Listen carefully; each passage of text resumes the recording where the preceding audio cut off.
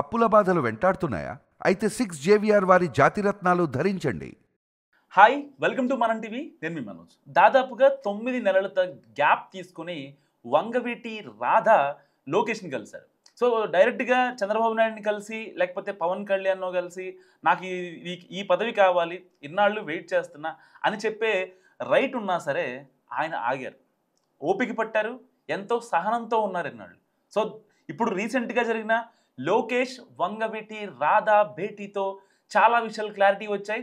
So మరికొద్ది రోజుల్లో ఆయనకు కీలక పదవి ఇవ్వబోతుంది. సో అక్కడున్న వాళ్ళు ఏమనుకుంటారంటే సీనియారిటీ ఉన్న కాలం కలిసి రావట్లేదా, లేకపోతే వాళ్ళు పోతే వీళ్ళు, వీళ్ళు పోతే వాళ్ళు అంటూ 15 ఏళ్ళు వెయిట్ చేసాం, ఇక మా వల్ల కాదని ఆయన యొక్క అనుచరగణం ఎప్పటి నుంచో ఉంటుంది. సో తమ నాయకుడిని వాళ్ళు ఎలా చూడాలనుకుంటున్నారు, ఇప్పుడు ఆయన ఎలా ఉన్నారు, సో ఏంటి అసలు ఎందుకు ఈ ఎదురు చూపులు? సో నిజంగా బెజవాడ రాజకీయాల్లో వంగవీటి పేరు ఒక బ్రాండ్. ఇంకా చెప్పుకోవాలంటే ఏపీ పాలిటిక్స్ మొత్తాన్ని కూడా ప్రభావితం చేయగలిగిన పేరు అది. అలాంటిది దివంగత వంగవీటి రంగా కుమారుడిగా రాధాకి కూడా అదే గుర్తింపు ఉంది. తండ్రి ఒకసారి, తల్లి 2 విడతల ఎమ్మెల్యే అవగా రాధా ఒకేసారి విజయానికి పరిమితమయ్యారు. సో 20 ఏళ్ల రాజకీయ జీవితంలో 3 సార్లు పోటీ చేసి ఒక్కసారి మాత్రమే గెలవగలిగారు ఆయన. మొత్తం 5 ఎన్నికలను చూసిన రాధా 2 విడతల పోటీకి దూరంగా ఉన్నారు. అత్యంత చిన్న వయసులో ఎమ్మెల్యే అయిన రికార్డ్ ఆయన పేరిట ఉన్నా ఒక్కసారి మినహా మరెప్పుడు ఆయన పవర్లో లేరు. ఇప్పుడు అదే ఆయన సొంత క్యాడర్ని కలవరపెడుతోంది. తొలిసారి 2004లో కాంగ్రెస్ నుంచి పోటీ చేసి మొదటి ప్రయత్నంలోనే ఎమ్మెల్యే అయ్యారు రాధా. అప్పుడు రాష్ట్రంలో కాంగ్రెస్ పార్టీ కూడా అధికారంలోకి వచ్చింది. సో ఆ 5 ఏళ్ళు మాత్రమే ఆయన అధికార పార్టీ ఎమ్మెల్యేగా ఉన్నారు. ఆ తర్వాత నుంచి రాధా పొలిటికల్ కెరీర్ పరిశీలిస్తే ఎన్నడూ అధికారంలో లేరు. సో 2009 ఎన్నికల్లో ప్రజారాజ్యం పార్టీలో చేరి ఓడిపోయి అధికారానికి దూరం అయ్యారు. 2014లో వైసీపీ తరపున పోటీ చేసి ఓడిపోయి ప్రతిపక్షంలో ఉన్నారు. ఇక 2019లో టీడీపీలో చేరిన అప్పుడు ఆ పార్టీకి పవర్ పోయింది. సో ఆ క్రమంలో 2024లో వైసీపీలో చేరాలని ప్రతిపాదనలు వచ్చినా ఆయన మాత్రం టీడీపీలోని కొనసాగి 20 ఏళ్ల తర్వాత అధికార పార్టీలో ఉన్నారన్నది వంగవీటి వర్గం మాట. నిలకడ లేకుండా ప్రతి ఎన్నికల టైంలో గెలవబోయే పార్టీ నుంచి ఓడిపోయే పార్టీలోకి వెళ్ళడం ద్వారా అధికారం, పదవులు రాధాకు దక్కకుండా పోయాయన్నది ఆయన వర్గం మాట.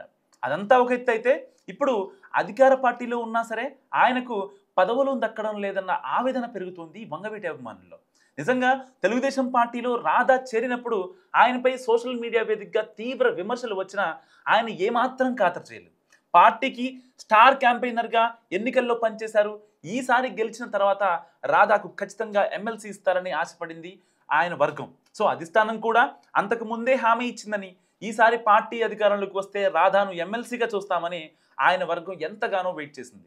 తనకు పలానా పదవి కావాలని రాధా ఎప్పుడూ అడగలేదని, ఆయనకు పదవుల మీద పెద్దగా వ్యామోహం లేదని అంటున్నా మా నేతను ఒక హోదాలో చూడాలన్నది వంగవీటి అభిమానుల ఆశగా చెప్పుకుంటున్నారు. ఆ మధ్య ఖాళీ అయిన ఎమ్మెల్సీ సీట్లలో ఛాన్స్ దక్కకపోవడంతో మళ్ళీ అవకాశం రావాలంటే 2027 దాకా ఎదురు చూడక తప్పని పరిస్థితి. సో దీంతో ఇంకెన్నాళ్ళు ఈ వెయిటింగ్ అంటూ ఢీలా పడుతుందనట మాజీ ఎమ్మెల్యే అనుచరులు. సో తమ నాయకుడికి పదవులపై ఆశ లేకపోయినా తాము మాత్రం ఆయన్ని చట్టసభలో చూడాలని కోరుకుంటున్నామన్నది వాళ్ళ మాట.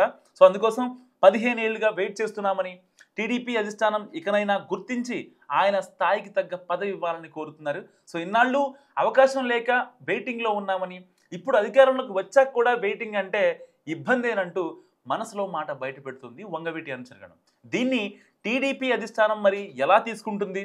లేదంటే ఇప్పటికే లోకేష్ ఇంకా రాధా భేటీ జరిగింది కాబట్టి రాధాకి ఏం కావాలో ఆయన అనుచరులు చెప్తున్న మాట ఏంటో దీన్ని ఒక బేరీజ్ వేసుకుని ఆయన టీడీపీ అధిష్టానం దగ్గర ఒక అల్టిమేటం ఇచ్చారని కూడా తెలుస్తుంది. సో మరికొద్ది రోజుల్లో రాధాకి తగ్గ, అంటే ఆయన స్థాయికి, ఆయన ఇప్పుడు దాకా వెయిట్ చేసిన దానికి ఒక తగ్గ పదవి ఇస్తారని కూడా ఆ టీడీపీ వర్గాల్లోనే ఒక చర్చ జరుగుతుంది. వంగవీటి రాధాకి ఎలాంటి పదవి ఇస్తే బాగుంటుంది? మీరేమనుకుంటున్నారో కామెంట్ రూపంలో చెప్పండి.